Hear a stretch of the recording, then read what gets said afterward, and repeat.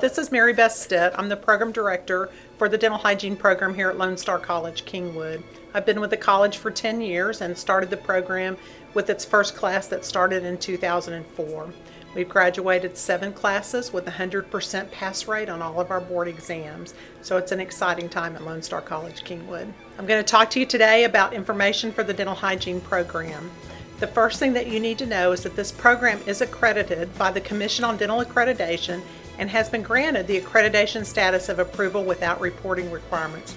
This is important. In order to get a license to practice dental hygiene, you have to have graduated from an accredited program. This also states that at our last accreditation site visit in 2006, we met all of the standards of the Commission on Dental Accreditation. Our next site visit will be in the spring of 2013. The program here at Lone Star College, Kingwood is an Associate of Applied Science degree program. There are 72 credit hours in the program, 14 of which are considered prerequisite courses. The classes meet full-time. The curriculum is very busy and we have daytime classes. The clinic is on site, but we do have some external rotations throughout the curriculum. For example, we go to the Interfaith Community Clinic in the Woodlands. We go to the Lone Star Family Clinic over in Conroe, and we've even done things at the Alabama Coshada Indian Reservation, as well as the Wanchee High School in Spring, which is the Career and Technical Education High School there. What you need to know is that you do have to have transportation in order to go to those external experiences. And you need to have computer access for all of the courses here in the program. There are 4 prerequisite courses that have to be completed in order for you to apply to the dental hygiene program. These 4 include Chemistry 1405, which is Introduction to Chemistry, English 1301, which is Composition and Rhetoric 1, Sociology 1301, which is Principles of Sociology, and Biology 2401, which is Anatomy and Physiology 1. Chemistry can come in several different forms. If you take the lecture portion, which is Chemistry 1305, you must also take the lab portion, which is Chemistry 1105, and that would equal Chemistry 1405.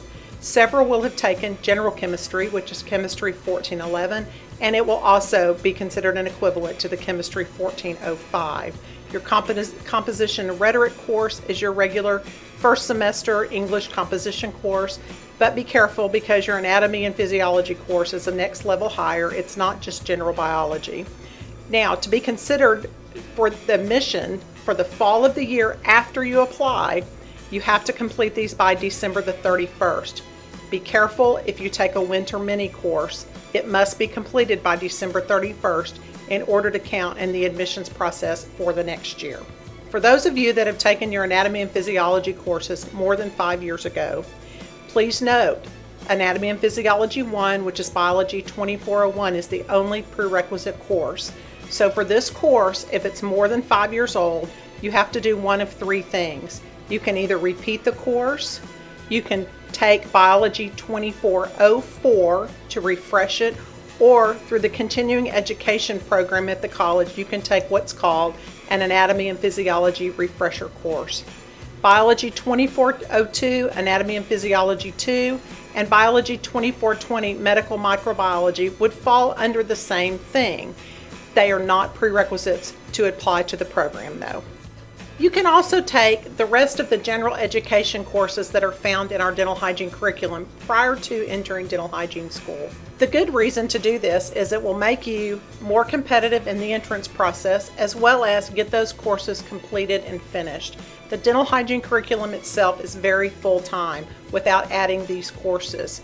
The courses that are included in the general education courses are Biology 2402, which is Anatomy and Physiology 2, Biology 2420, which is Medical Microbiology, Psychology 2301, which is General Psychology, and Speech 1318, which is Interpersonal Communications, as well as Philosophy 2306, which is Introduction to Ethics. Words of caution with speech. It is not Speech 1311 and it's not 1315. 1311 is intro speech and 1315 is public speaking. This is a specific course, interpersonal communications, one-on-one communications between you and another person. Also for Biology 2420, the medical microbiology, some of you may have taken Biology 2421, which is general microbiology. That is fine. As far as the Biology 2305 Pathophysiology course, it will not help you in the admissions process. It's in the curriculum in a specific place so that it will prepare you for your pathology course that's the next semester. However, if you just feel like you need to take the course and get it taken, go ahead and take it, but I do not recommend it. The Health Science Reasoning Test is part of the application for admissions procedure. You can register for the test at the link that is given, and registration opens on January 16th. The test is available during the application period, which is January 23rd to March 1st. Please notice that the cost of the test is $15. If you take it Monday through Friday, you may go to the business office and pay and get a paid receipt and go to the testing center. That is now in the Student Conference Center building. If you come to take it on a Saturday, you need to bring a check for $15 made out to Lone Star College Kingwood, take it with you to the testing center, and they will take your money for you there that day. This only applies to Saturday. The Health Science Reasoning Test is a 33-question multiple choice test based on how you problem solve. It's a critical thinking test. There are no study guides available for this test. The Health Science Reasoning Test is available only here at Lone Star College Kingwood. It's not available at any of our other campuses. So now you want to become an applicant to the program.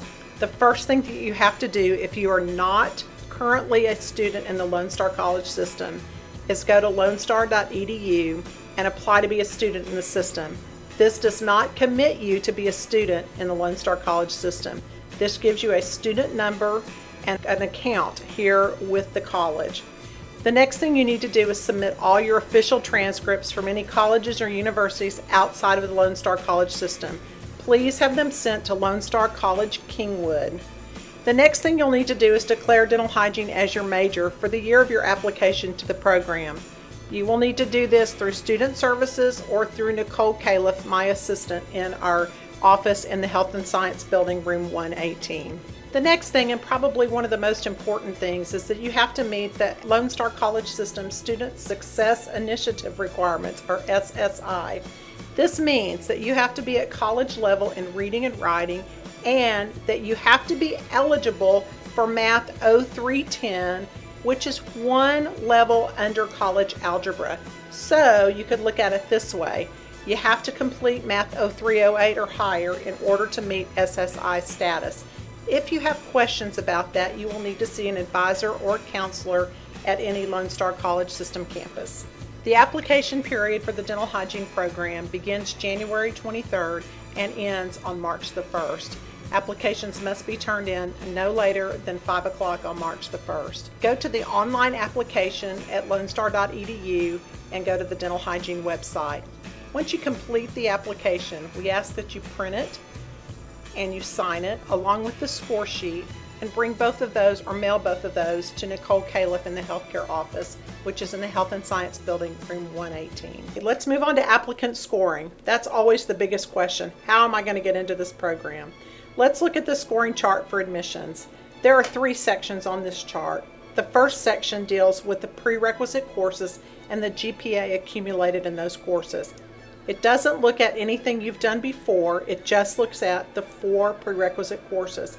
Be mindful that you do have to have an overall GPA for everything you've ever taken of a minimum of a 2.0. But in this section, the minimum to make you eligible to apply is a 2.5. Each section has 4 points, meaning that you could get up to a 4.0 in this section. So whatever the prerequisite GPA works out to be for these 4 courses will go into that first blank for a maximum of 4 points. Section 2 also has 4 points. And what you're going to see here is the 5 general education courses that we talked about earlier. That would be your A&P 2, your microbiology, psychology, speech, and philosophy. Each time you complete one of those courses, you're given grade points for your grade. For example, if you completed all 5 of those courses and made A's, an A is 4 grade points in the college grade point system. A B is 3 grade points and a C is 2 grade points. You would take a 4 in each one of those classes and multiply it times 5, and that would give you 20 total points. Well, it only has 4 points in this section. So you look at the scale score and notice that 17 to 20 points would get you 4 points in this section. So 4 points would be entered in the blank. The last thing you'll have is your HSRT exam accumulated points. If you notice, depending on how many points you make on the HSRT, which is a maximum of 33 points, you will be given anywhere from 1 to 4 points for your score. Also note, if you score less than 15, there are no points given in this section. All 3 sections are added up to give you a scoring chart score anywhere from 0 to 12. What happens next? Once those scores are determined, all of the applicants are put into an Excel spreadsheet. The next section then would be the interview section. The top 24 applicants are invited to interview. This is an interview between you and 5 interviewers. Gives you an opportunity to tell us about yourself, what it is you're wanting, and what your goals are. So those top 24 applicants will go through an interview process. The interviewers rank on a Likert scale and the scores are averaged. Those numbers are put into the process and those scores are added along with the application scores to determine the top 15 people that will be invited to the program. Interviewed and accepted or offered a place into the program, you need to know that all acceptances are conditional upon a negative background check. This would mean that anything that you have on your record would have to be approved by the State Board of Dental Examiners as being okay for getting a license.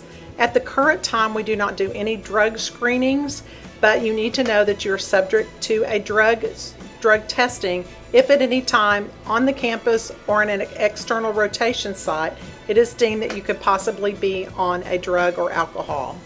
Now, as far as the background check goes with the State Board of Dental Examiners, this is something that's been put into place for about the last 2 years.